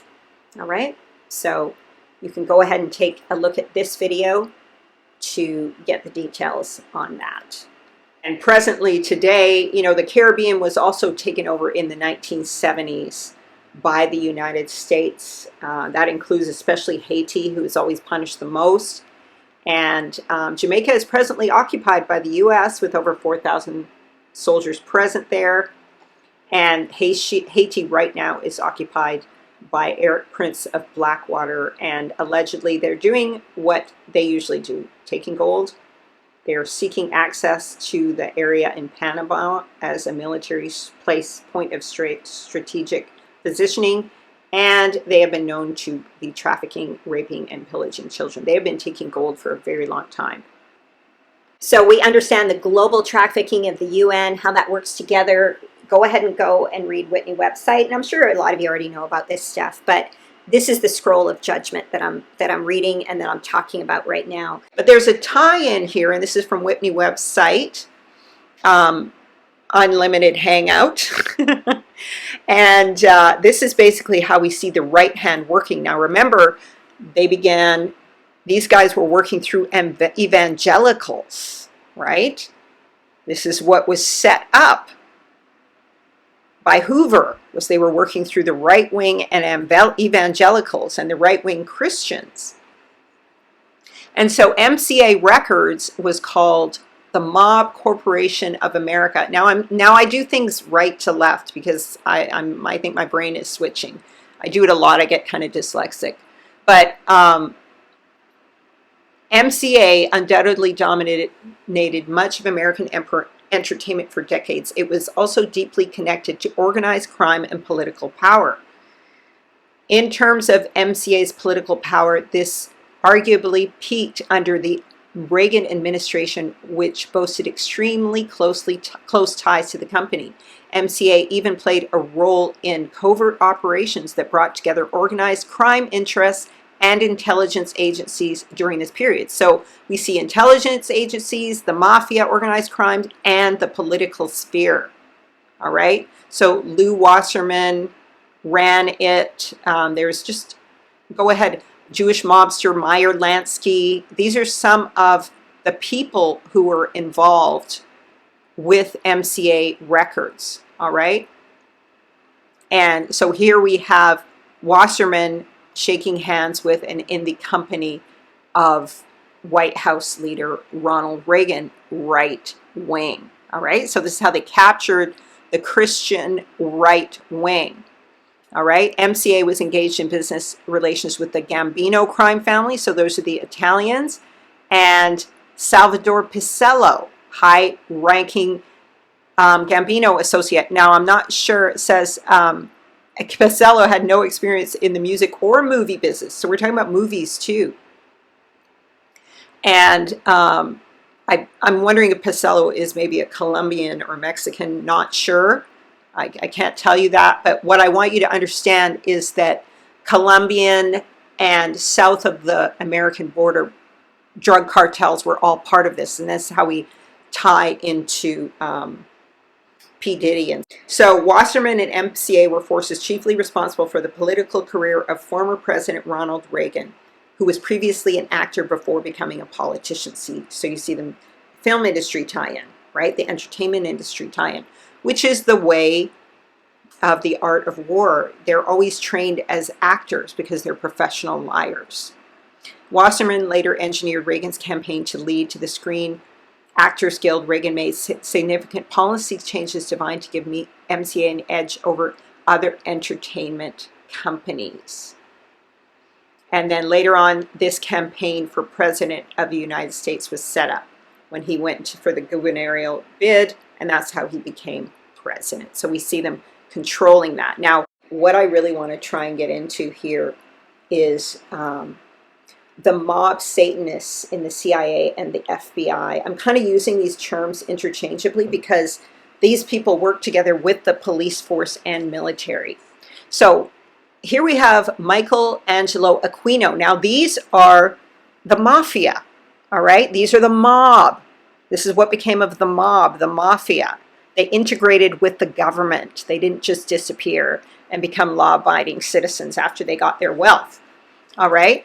So Michael Aquino was an American political scientist and military officer, all right, and a Satanist. He was the founder of the High Priests of the Temple of Seth, all right, Set. So that's Seti. So he is likely a Canaanite, all right? And Aquino, he's going to be probably Chittim in Canaan, okay? He's going to be Japheth in Canaan. Aquino was a specialist in psychological warfare for military intelligence and an officer in the U.S. Army. Following his commissioning in the Army, Aquino served as psychological warfare specialist and was deployed in the Vietnam War. He served in the Green Berets. I know somebody who served in the Green Berets. And in the 1970s and 80s, he was part of a part-time NATO liaison. So he's working for NATO. And officer serving in several European countries. And while off duty, he visited the Wellsburg Castle, which was used by the SS, all right, and Heinrich Himmler, in other words, the Nazis, and is said to have performed satanic rituals there. He also established contacts to white right-wing extremists in Europe as a leader of a group called Monarch. Now that's tied to MK Ultra mind control and the Monarch Butterfly program, which is a trauma-based mind control, all right, which may have been connected to Operation Gladio, which was linked to NATO and the UN. So when you have these NATO and the UN in any country, they're perpetuating this MK Ultra ritual abuse with children and etc., etc., all right? Now, the other guy here on the right, Anton Sandor Levay, which sounds like Russian maybe and Italian, seen with Aquino here, and fellow Satanist Edomite Sammy Davis Jr., right? Black Edom mixed with Ashkenaz, right? In 1966, Aquino founded the Church of Satan. Now, we know Sammy Davis was a Satanist, okay? Calling himself its priest on Walpurgis Night, April 30, a traditional night of revelry in Northern Europe and Scandinavia. So here we come with these Gomerian rituals, right? 3 years later, he published the Satanic Bible, in which he set down the teachings and rituals of the church. Says Political, the paper Political, the Chicago informant whose identity is still kept secret by the FBI told agents he'd had dinner before with LaVey, who explained to him the Church of Satan's beliefs. When they supposedly reconnected by phone in the 80s, LaVey told the man that he owed the high priest a favor. His alleged instructions were simple. In a week or so, the informant would receive a package and he must ferry it to the mob boss on the south side of Chicago, and the mob boss would in turn take out John F. Kennedy. After the phone call, the informant was visited by a member of the Church of Satan whose purpose was specifically to discuss the satanic cult and the plot against Kennedy. So you see him in a satanic ritual. I don't know if his wife or his daughter, probably the same, oftentimes they're the same. But here we see the unaliving, that these 4 men perish as an MK Ultra experiment on the West to shut down any of our hope of change here in the West. So the 2 Kennedys and Martin and Malcolm. And that was how we had trauma-based mind control put on us. Now I'm going to jump into the political connection with the music industry. And we see some of the first high priests of the music industry again coming out amongst the African Americans. And this even includes with Miles Davis, Tutu, Tutsi. Remember, Tutu, Tutsi, those are Edomites, okay? Kagami is an Edomite, all right? Tutsi, these are the tribes. So we have Robert Johnson, who there's a Faustian tale of him selling his soul to the devil. It may have been a myth, but because his guitar looks very worn. But this myth inspired many to sell their souls to the devil in order to become famous musicians for a song, basically. And Chuck Berry and Little Richard were proteges of Robert Johnson. And Chuck Berry and Robert Johnson inspired Led Zeppelin, the Rolling Stones, the Beatles, the Eagles. And now the Eagles are an American band, and their symbol is literally the eagle, the sign of Edom. That doesn't mean that they are Esau, Edom, but they are the West, which is the symbol of the eagle. So these Grand Edomite wizards of voodoo and satanic worship are going to now influence and be priests over the music industry, and you're going to have the Gomerian ones as well. We're going to see. And so I'm just showing you the 2 women in a basket again, because this is the significance of it as we relate to the up-and-coming high priest Led Zeppelin when they arrive on the scene. Led Zeppelin means a lead balloon, and that is what the women are carrying, a basket with a lead cover on it, covering iniquity. And so this is the curse that goes throughout the whole earth that Led Zeppelin unleashes on America. And the 2 women in the basket. And here we have, I keep saying the filthy Norse Gomerites, but hey, I may be related to them, who knows? All right, so what we have here is bands like the Eagles, and Led Zeppelin was extremely instrumental in kicking this off. Robert Plant's lyrics with Led Zeppelin were often mystical, philosophical, and spiritual, alluding to events in classical Norse mythology, such as the Immigrant Song, which refers to Valhalla and Viking conquests. However, the song No Quarter refers to Mount Thor, which is named after the same god. So Thor, the hammer of the whole earth. Now, Britain and America, Britain is the mother of America. America is the child, right? So Britain and America are inextricably bound together. Another example is Rain Song and Stairway to Heaven. Played in reverse, it's an ode to Satan, yet it is also an ode to the Creator. It gives you the option to choose. It's a very interesting song, so we're going to refer to it in a second. Jimmy Page, the lead guitarist, you see him dressed in this dragon. He's channeling Ha-Satan, and he had a satanic ritual done on the band, wearing this dragon's robe to function as a priest of Satan. He owned Aleister Crowley's own home, and even bought a store that had Crowley's books, or it was Crowley's store, I'm not sure. And he was an open Satan worshiper, so we're going to show him in a second. But this was Jimmy Page. So he did a ritual, and these guys all had sigils. Also, the eagles, their symbol was Edom, the eagle of the West. They wrote Hotel California, which discusses a contract with the devil. So many in the industry in California were under. You can check out anytime you like, but you can't never leave. And they also talk about the vintage of wine from 1969 that they haven't had around since then. 1969 was when the Black Panthers were taken down, and when a lot of these, 1968 was Kennedy, 1969 was the end of the Black Panthers. So this marked a significant shift. And so now these spiritual high priests, Led Zeppelin, the Stones, the Beatles, introduced Satanism on a subliminal level to the baby boomer generation, who would run America into the ground through conforming to corporate and government satanic agendas. Now, the significance of the Rolling Stone, of course, is the tongue that's sticking out, this tongue, boastful tongue, speaking great things. And Mick Jagger has this big mouth, and Tony Robbins, the motivator, has the same big mouth. And of course, the snake is blind and senses only with his tongue. So this is why you have the tongue sticking out as the symbol of the Rolling Stones. And I want you to hold on to this, because in Enoch, it talks about the 7 fallen stars, which represent the 7 stellar planets, the zoogenes, which were replaced by the current Big Dipper. But these are the planets within the atmosphere that they talk about as the planetary solar system, right? So these were the stars that Yahuwah threw down. The zoogenes, I've talked about them in other videos.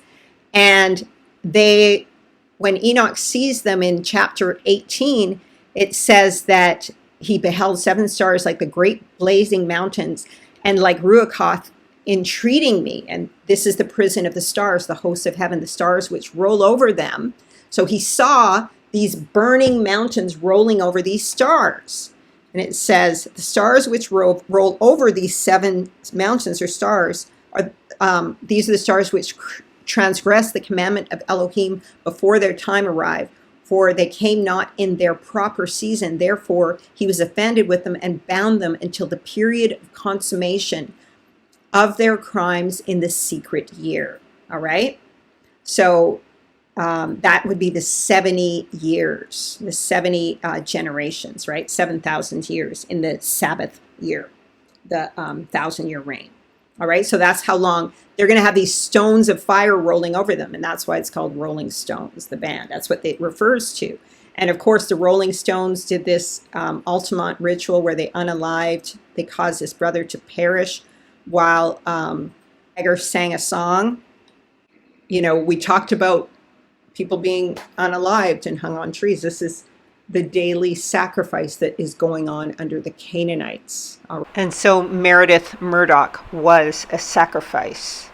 Now, once again, I want to just talk some more about Jimmy Page of Led Zeppelin. Wrote music for Aleister Crowley devotee Kenneth Anger, and who also resided with him at Aleister Crowley's home, and they got into it. And Kenneth Anger was connected to Roman Polanski, and they were both interested in these occult and esoteric practices in the 60s, and Anger identified as a Satanist, and he made films about this, ritualistic films to bring you into that spirituality, like Lucifer Rising.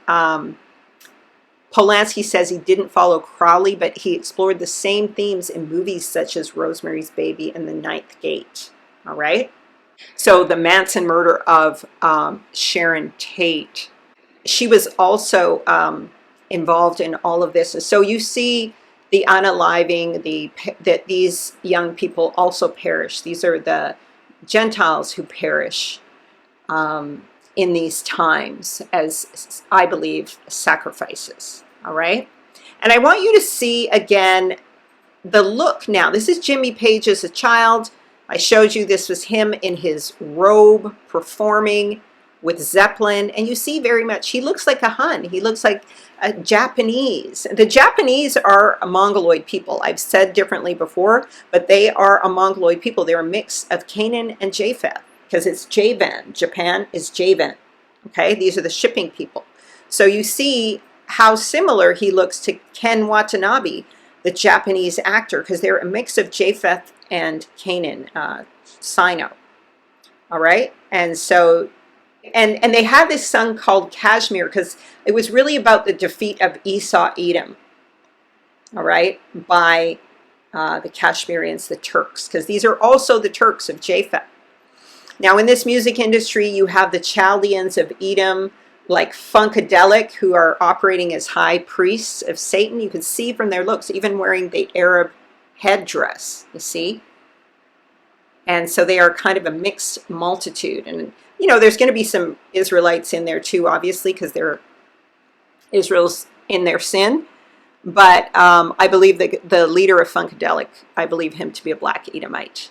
But then you also have the Hebrews who were trying to maintain the spirit. You have Bob Marley, who wore buckskin and tassels, and his hair and locks, or the, you know, Levi's jeans. And same with Jimi Hendrix. His name slipped my mind a second. Sorry. And he wore this coat of many colors. He wore the Hebrew headband, the tassels, and his song "All Along the Watchtower." These are the watchmen. They tried to be watchmen, but they were unalived. And his lyrics went, "Must be some kind of way out of here," said the joker to the thief. "Too much confusion here. I can't get no relief. These people, they drink my wine." So a girl is sold for a glass of wine, and the men are the harlots. All right? The hour is getting late. All right? So these are the men who, you know, were corrupted, but also understood their role. And he's saying, if 6 became 9. And so we have reggae superstar Bob Marley, who was allegedly assassinated by a CIA agent named Bill Oxley. I've heard those videos before where he's discussing it, or interviewed and he's discussing it, who allegedly confessed this on his deathbed. Now, I want you to know, Obama did a Kennedy Center tribute to Zeppelin. Not Bob Marley, not Jimi Hendrix, but to Led Zeppelin. Go and watch it online. Tribute to Led Zeppelin, the 2 women in a basket. And you see this transgender type theme. You see Jimmy Page and the lead singer of Led Zeppelin looking like women, trans. And then, of course, during the tribute, Hart sang the Stairway to Heaven song. And they, of course, look like 2 men, kind of trans as well. And we know that Obama was raised by a transgender nanny. All right. And he is currently being investigated over his Epstein ties. He was well known for having hot dog parties, which is a code word for pedo for young boys. All right. And so you can pause to read this over his trans nanny that he had while in Hawaii. I believe Obama is an Edomite. His father is African. Here's the lyrics of Stairway to Heaven. It says, "The piper is calling you to join him." So Israel is the piper. The scripture talks about the piper. It's time to pay the piper. The piper piped a tune and you wouldn't follow him. In other words, you wouldn't follow the command of Yah when the trumpet blew. And so it's saying here, the piper's calling you to join him. Dear lady, can you hear the wind blow? So Israel was the lady. And did you know your stairway lies on the whispering winds? That's the Holy Spirit, the whispering wind. And as we wind on down the road, our shadow's taller than our soul. And so the shadow is Salam. The shadow is the image of Yahuwah that we are made in. And once again, Israel is the lady, and so is the Holy Spirit. There walks a lady we all know who shines white light and wants to show how everything still turns to gold. And if you listen very hard, the tune will come to you at last, when all are one and one is all. And to be a rock and not to roll. So not to wander and to stay on the path, and not the roll. So Yahusha is the rock. The roll is the scroll of judgment. So when you listen to the song and hear the lyrics, it's all about the piper is calling you to make a choice. So this is for the Gentiles as well as, for Israel, to choose to align yourself with the rock, receive Mashiach, and not to be written on the scroll of judgment. This was all the stuff that was happening in the 70s through these people, and they are the ones who brainwashed the right and left wing of the yuppie generation, and Gen X is some of them. Now, the mob Satanists really, and CIA had a strong influence in the false church of Jesus. So children were, like I said, trafficked, and MK Ultra mind control. Kathy O'Brien was one of them, and she wrote the book, The Transformation of America. And she said that the Monarch Project, which I mentioned before, caused her to develop dissociative identity, multiple personality disorder, or demonic possession, which gave her photographic recall, and she was used as a sex slave, also as an agent, mind-controlled agent, by these government agencies. Also, Nathan Reynolds, who says that he is from these Luciferian bloodlines. You see, he looks a lot like Jesus, right? And he was used as a special military agent, and he was trafficked and ritually abused in the same way as her.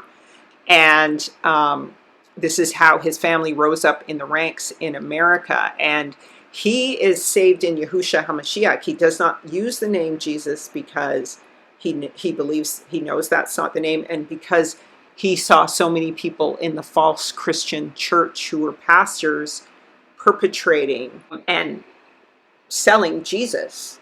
And he saw the hypocrisy. And it wasn't just hypocrisy, because, and same, I believe Kathy O'Brien talks about the same thing. They were also ritually abused by pastors in the Christian church and the Catholic church. Obviously, she talks about it in the Catholic church. He talks about the Christian church. All right? And so it's very important to understand this for the Christians, both black and white. And this is why, over fake Jesus, I have the two-headed eagle, because the church is presenting this beautiful white pure image, but on the back side of it is the black pope, is the darkness, is not only Black Edom, but also, the satanic ritual abuse. And so I wanted to say that, there are numerous allegations about children being trafficked in Hollywood. When Kathy O'Brien mentions this transformation dissociative disorder, the reason why I showed you the Canaanites and their Art of War book is that they are running Hollywood. And so this dissociative disorder is often something that is associated with the children in Hollywood. According to BuzzFeed, Raven Simone, who was on the Cosby Show, said that she could not remember anything after she went down the stairs of the Cosby Show. Other accounts say that she just saw a flash of a light and something clicks off, and she just did what she was trained to do. But she said she doesn't remember filming the Cosby Show because of a dissociative disorder. The same thing is said by Sarah Hayland of Modern Family. She said, I don't remember filming because I was asleep, dead asleep. And same with the young girl who played Wednesday in the movie, on the Netflix movie. about the Munsters. She said, there are things out there of myself on the Wednesday set that I've never seen in my life. It's almost not even me. And so Nickelodeon in the Quiet on the Set documentary is mentioned, and in particular charges against Dan Schneider regarding essaying numerous children. Malcolm Jamal Warner recently passed. He was trying to expose this type of thing. You can pause to read these quotes. And of course, Amanda Bynes was very emotionally damaged during her time working for Nickelodeon. And former child star Macaulay Culkin alleged Hollywood was run by satanic pedophiles, one of whom boasted his shoes were made from the skin of child actress Heather O'Rourke, who starred in Poltergeist.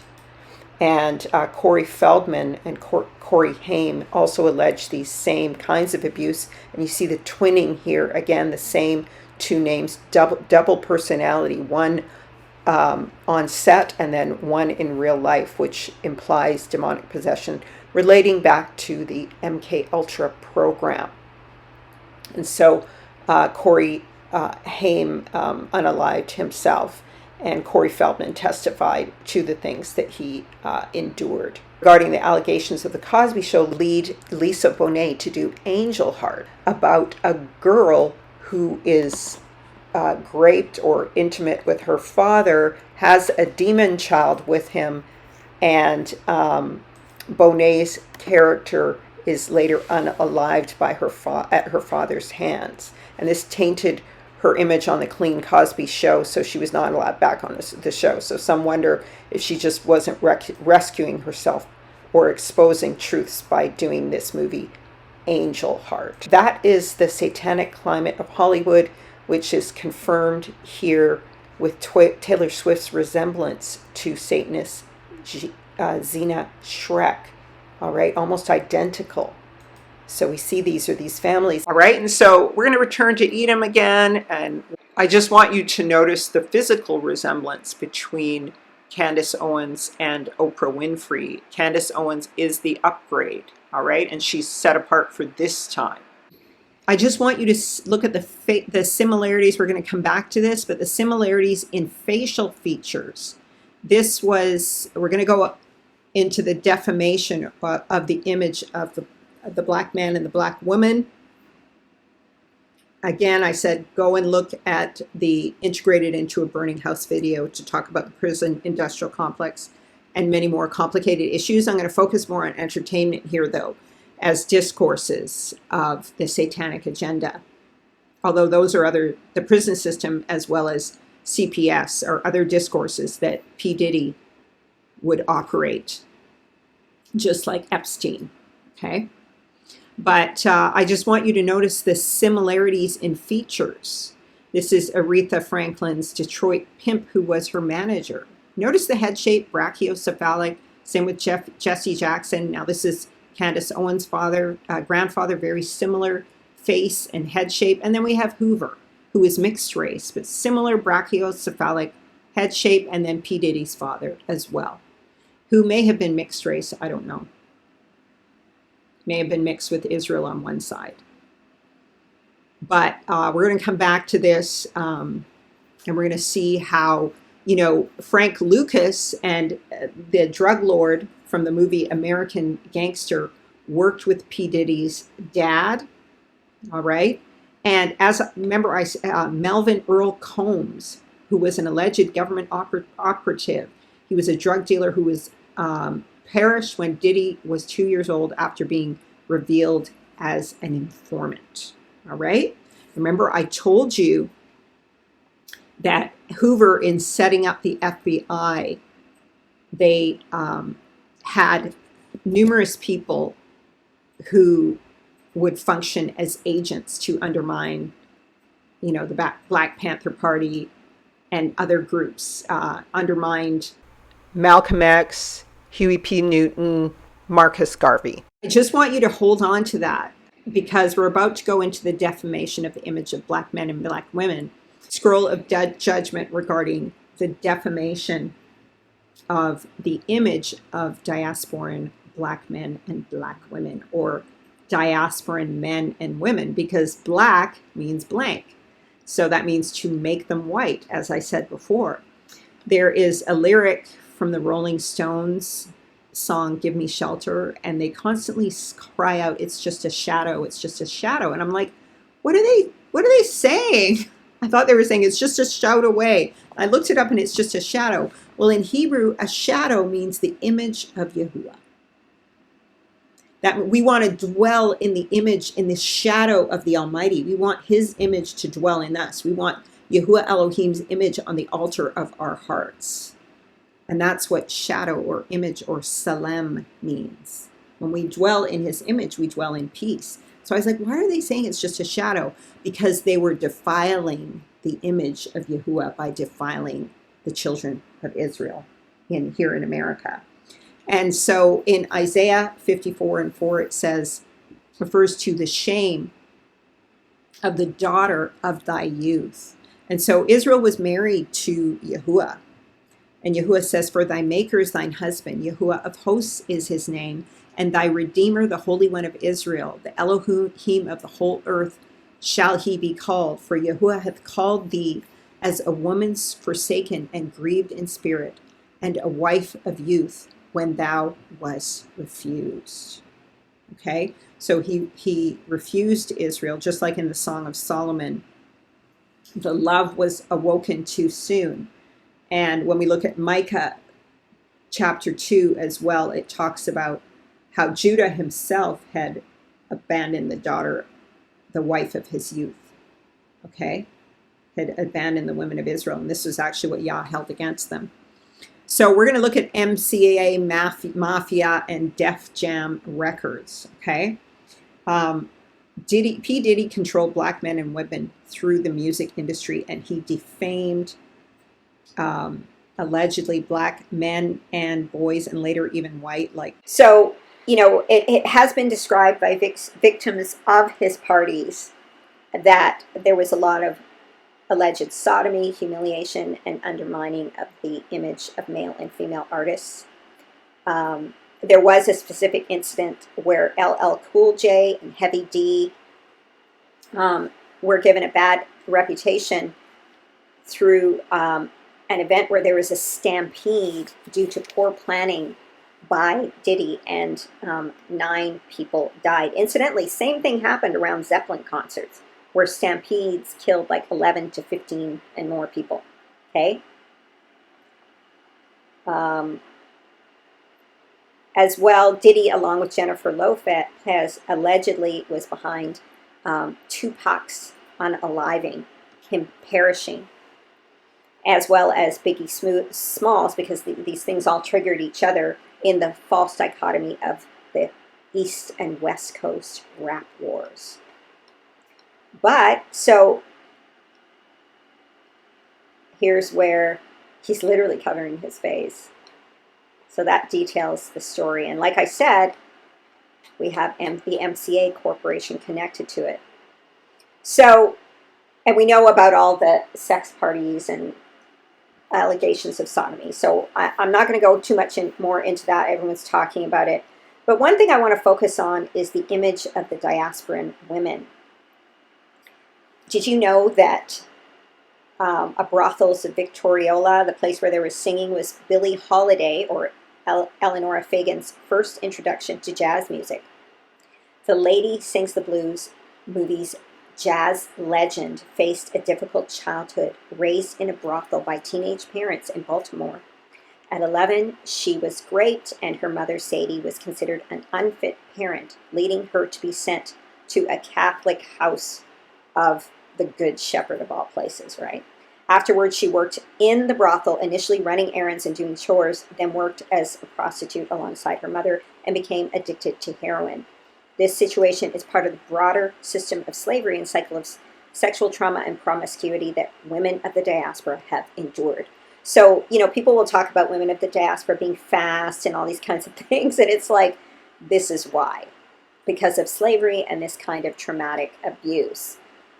Now, there are many rumors of 14-year-old girls being in the music industry, with Elvis Presley engaged to Priscilla Presley at 14, And as she grew older, not really touching her. There's a lot of videos out about that.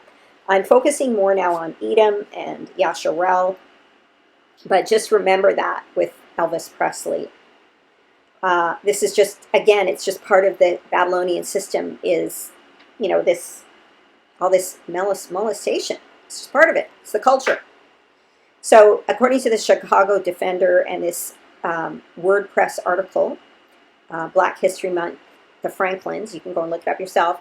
Aretha Franklin is allegedly to have mothered one of her own father's children, okay? After being abandoned by her mother at the age of 12. Her father was a preacher and gospel performer with strong links to the music industry. Rumors of Franklin have also, Aretha Franklin also being involved with Sam Cooke and other men during her pubescent years, as well as orgies within the industry circulated around her until the day she died. Her father, Reverend C.L. Franklin, was one of the first to record his sermons and broadcast them via radio on Sundays. He earned the nickname the Man with the $1 Million Voice, and he went on speaking tours, adding a twist to the already popular idea of traveling gospel singers. Aretha sang solos at church. When she was 14, Reverend Franklin started taking her on his speaking tours to sing. Some of the accusations against him include that he coerced the church into funding a mansion for his family. Does this all sound familiar, like the mega church and popular Christian churches? This is why I'm talking about the connection, right, with Hoover going into the church world, both black and white. According to Aretha Franklin biography titled Respect, Franklin was a diva with an insatiable appetite for sex. So this is going to come from sexual trauma is what creates that, right? Aretha had her first son at age 12, and some say her father's behavior was a contributing factor. According to R&B singer Ray Charles, Aretha's father was gay. Additionally, it's claimed that gay and straight orgies occurred regularly at the church. This is often, a consequence of and part of sexual abuse. Aretha developed an affection for Sam Cooke, the king of soul, while she was still pubescent, and he inspired her to explore pop music. She signed with Columbia, okay, and began her secular music career in 1960. And from 1955 to 2012, she had 88 songs on the Billboard chart. Franklin's marriage at age 19 to the infamous pimp named Ted White, who supposedly introduced her to weed and alcohol and allegedly financed her career with money from his girls, is also documented. Franklin's alleged sexual promiscuity at a young age led some to blame her father when she became pregnant at 12, while others suspected he was the father. She was intensely jealous of Diana Ross, Barbra Streisand, and could not stand to see competitors like Natalie Cole, Anita Baker, Roberta Flack, or Whitney Houston gain more attention for singing soul music than her. This image of her is a reproduction of a famous image which I couldn't find. I had downloaded it before, of really a 10-year-old girl in a brothel laying unclothed, nude. This is a reproduction of that image. And there is her pimp husband. And this is why I call back to this image because, because their looks are very similar. And this is what I'm talking about, the brachiocephalic Canaanite gene. That's what I'm talking about, why I'm referring to it. All right, Sweet Inspirations backup singer Cissy Houston toured with Aretha Franklin in the early mid-60s as part of Sweet Inspirations. There's some evidence tours involved the same corrupt climate Franklin came out of. Cissy was the wife of alleged father of Whitney Houston. All right, so Cissy says she was Whitney Houston's mother, but she doesn't look anything like her. Whitney Houston met Aretha Franklin, at age 5 in 1968.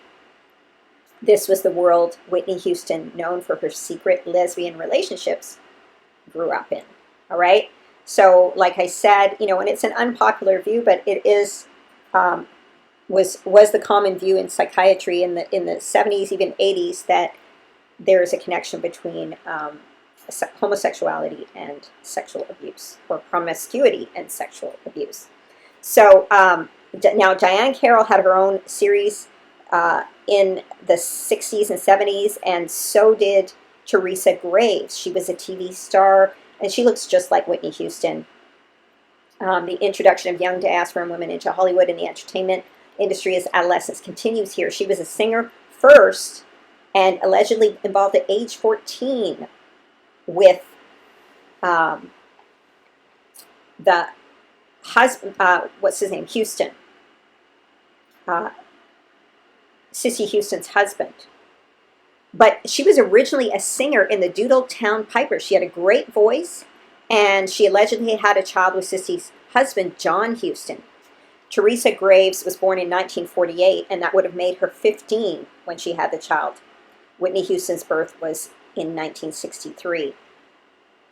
Now, the claim was made that Whitney Marie Houston's mother was Sissy Houston, who raised Whitney alongside her husband, John Houston. However, Teresa Graves' affair with Houston, her suspicious death in a fire, and the face of Whitney Houston tells quite a different story.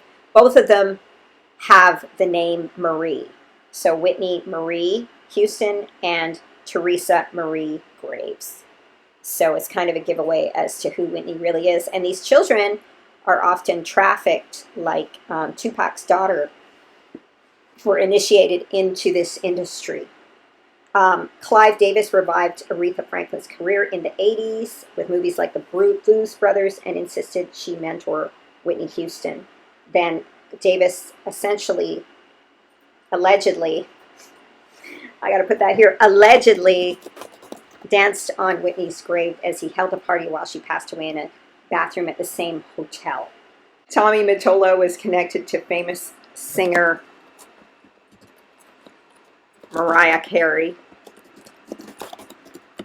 We also have Aaliyah at a very young age being initiated and married at age 14. R. Kelly was brought up on charges for that, and Aaliyah disappeared. All right. So everybody knows about this stuff. Now, one of the things about Diana Ross was that she had so many hits. Diana Ross and the Supreme were Motown's top groups. She released 26 studio albums, all topped the Billboard's top 100 in terms of 19 wins and 35 nominations for Academy and Golden Globe Awards.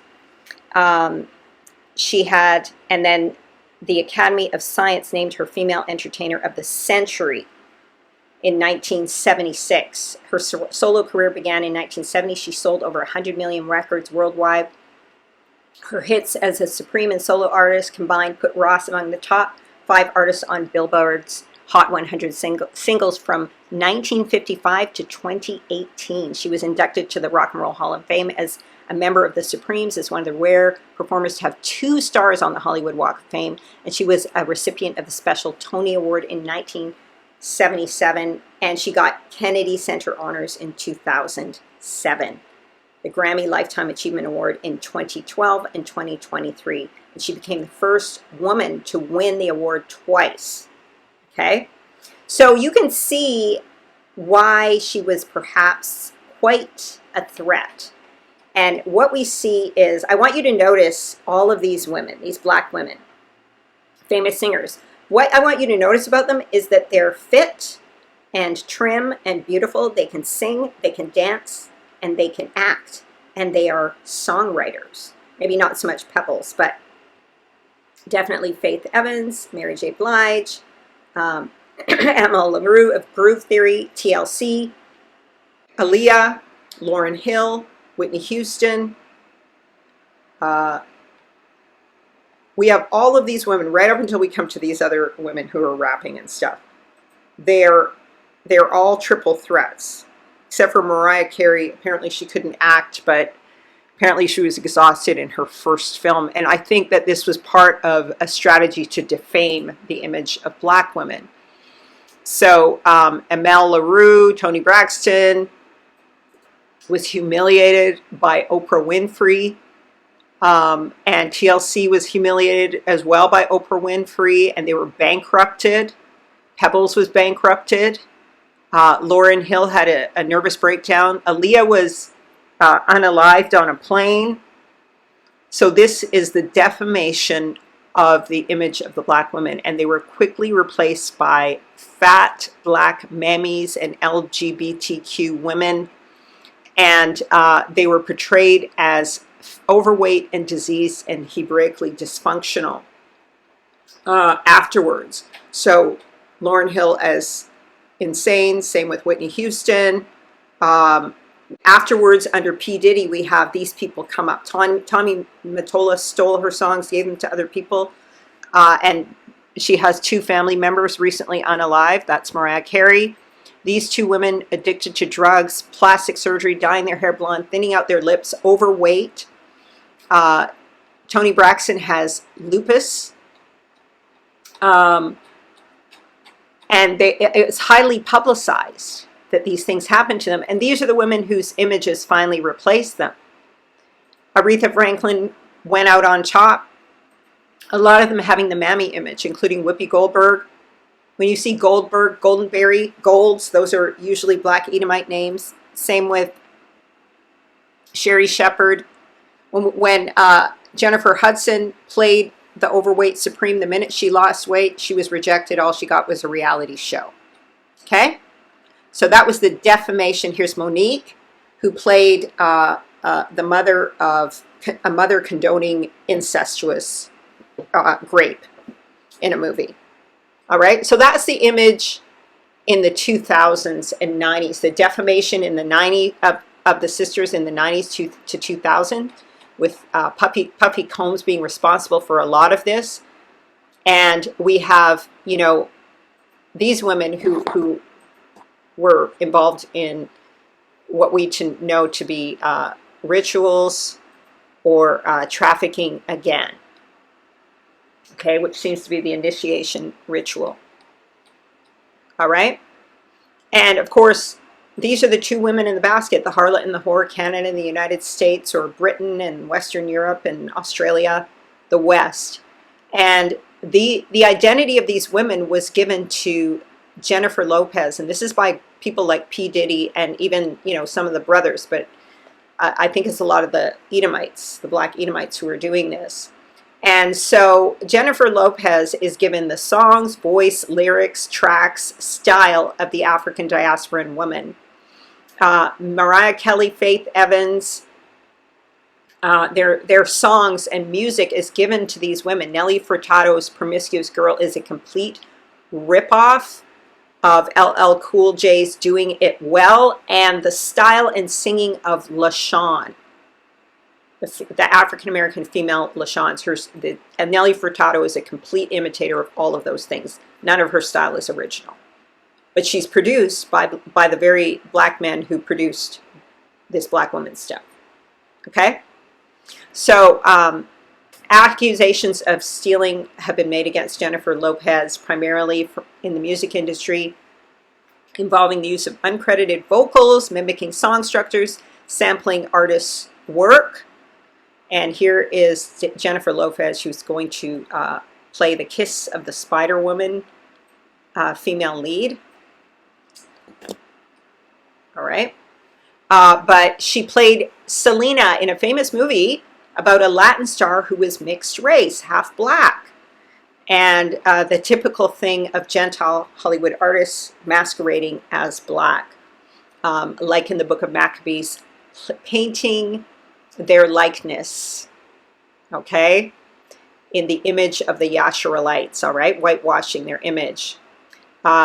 Lopez was accused of using demo background vocals from artists without giving proper credit, from Ashanti, using Ashanti's demo vocals featured in the song I'm Real, and claiming her voice donates the track's chorus. Ashanti confirmed this in interviews. Christina Milan wrote the song Play, and her vocals can be heard through the final version. Natasha Ramos is featured on the track Jenny from the Block, where she sings the chorus and the bridge. A leaked demo track verified her original vocals.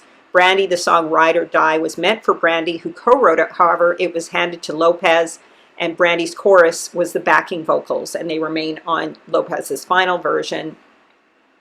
She has many song copywriting accusation, duplicated song structures, and used samples from other artists' music without permission, from Shantae Moore. If I Gave You Love became If You Had My Love.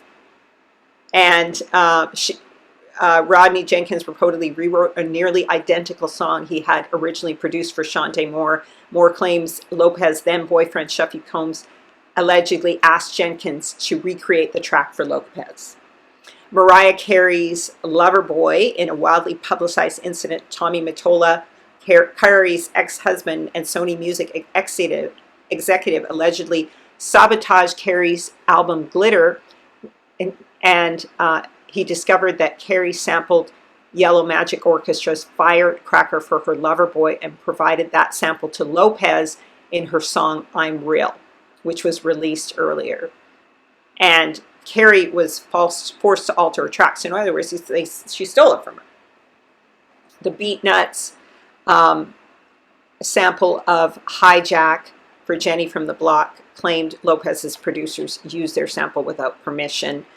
But they didn't pursue legal action because why?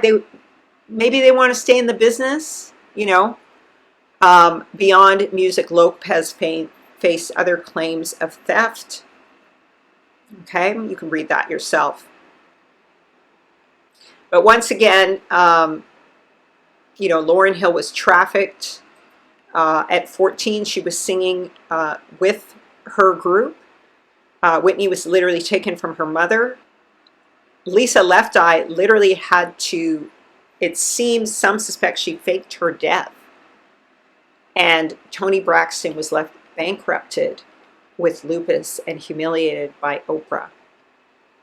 And of course, once again, Aaliyah was unalived. And these women were made to do plastic surgery, get into prison, get, you know, addicted to drugs, all kinds of things to defame the image of black women. And this finally became the standard. Heavy, unhealthy, and yeah, or you have the highly produced music and lyrics of other producers washed over the image of today's Beyonce. To my mind, her music doesn't have any soul. I'm not meaning to be mean, but just remember the king is enthralled with your beauty, O ye daughters and sons of Jerusalem. And this is the reason for his coming vengeance. Sean Combs, Puffy Combs, is related to the American gangster Frank Lucas. As I said already, his father was involved in drug business with him. The Combs name is actually from Tomad More from the 15th century. Tomad, or Thomas More, descended from the clan Chatan, Macintoshes. So that's the Chata tribe. Same tribe as Chief Warhorse, and they are the Assyrians. King of Assyria brought men from Babylon and from Chata, or Kata, from Iva and from Sepharvaim, and placed them in the cities of Samaria instead of the children of Israel, and they possessed Samaria and dwelt in the cities thereof. All right, so these are the Assyrians, the Asherites, okay, the Assyrians. And so again, these are the mixed multitude tribes. They owned slave ships as the identity of Jews switched from the black Edomites to the white Jews. And we see the Prestor John connection. I always show this as the Assyrian Tiglath-Pileser, the Hebrew word for Akkadian Tukalat-Apasara. My trust is in the son of Esau, Esau being the main temple dedicated to the god of Ashur in the city of Ashur in the Neo-Assyrian Empire among the Assyrian kings. And here is the judgment against Esau, Edom. For thy violence against thy brother Jacob, shame shall cover thee, and thou shalt be cut off forever. In the day thou stoodest on the other side, in the day the strangers carried away his captive horses, and foreigners entered into his gates and cast lots upon Jerusalem, even thou was one of them. But thou should not have looked on thy brother in the day that he became a stranger, neither should thou have rejoiced over the children of Judah in the day of their destruction, neither shouldst thou have spoken proudly in the day of distress, in the day of the calamity of my people. Neither should thou, skipping down, have stood in the crossway to cut off those that did escape. Neither should thou have delivered up those in the day of their distress. For the day of Yahuwah is near upon all the heathen. As thou hast done, it shall be done unto thee. Thy reward shall return upon thine own head. For as ye have drunk upon my holy mountain, so shall the heathen drink continually. Yea, they shall drink, and they shall swallow down, and they shall be as though they had not been. So this is the judgment against Esau, Edom, and the Gentiles for all of these crimes. For all of these crimes. You know, and I've mentioned all the crimes in the Congo, over, 18 million unalived in the Congo since 1996. And that is, there's a connection to Kagame. So it is the Hutus and the Tutsi, and Kagame is from the Tutsi tribe in Rwanda. Museveni of Uganda, all right, cooperating with the UN, flying in the face of the Congo as bandits to strip them of their wealth and unalive people and take all of the reserves, special precious minerals. Obama is also connected to the unaliving of the Ugandan president, Muammar Gaddafi, along with Museveni. All right? So these are the crimes of Esau, Edom. And of course, watch this video on the demise of the king of the West, because it talks about how, Ashkenaz now, as well as America, will fall at this particular time.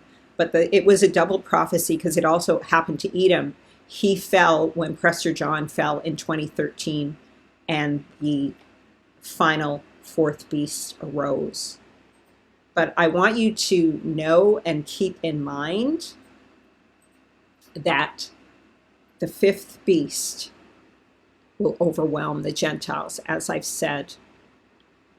All right? 2 Thessalonians 2:7, the mystery of lawlessness is already at work, but the one now restraining will do so until he is out of the way. So this is what was said in the time of Messiah, that the lawless one was already working. And he came, just to review, he came as Esau's Christ 1,260 years ago. And then to mark the Genesis 15:13 iniquity of the Amorites is fulfilled captivity. Then another Christ came, white Jesus. White Jesus came as Caesarea Borgia to be the king of the Jews. And the false Christ, the black, that whole Christian dichotomy that took captive white Christians and created this two-faced church of Caesarea Borgia. And so we have Esau's Christ marking the 1,260 years beginning, and the Jesus of the other Gentiles marking the 400 year, and the iniquity of the Amorites conclusion. And of course, Yahusha died on a tree because we are great trees, and it is the good trees that will be found in the land. And the cross, taking up your cross, is for dying to yourself and willingly suffering. And that, if you don't have Mashiach, only restores the dead wood of the fallen angels. And that Jesus must remain on the cross, dying in the unlimited hangout all the time. And so the mystery of lawlessness was already at work, and those two false Christs came. And then Revelation 13 says, and I stood upon the sand of the sea and saw a beast rise up out of the sea, having 7 heads and 10 horns, and upon his horns 10 crowns, and upon his heads the name of blasphemy. So this is we're heading into the 1,000 290 years. So there's going to be 30 years of the abomination of desolation in the temple, not my person, but in the very people. And Yahuwah kind of spoke to me this morning. He said it's coming very soon. And the beast which I saw was like unto a leopard, and his feet were as the feet of a bear, and his mouth as the mouth of a lion. And the dragon gave him his power and his seat and great authority. So the dragon is China. Okay. People like to say the dragon is Japheth, and they did worship the serpent, Asgard, and the whole serpent surrounding the earth and everything like that. But the Chinese are the true dragon because they're pure Canaan.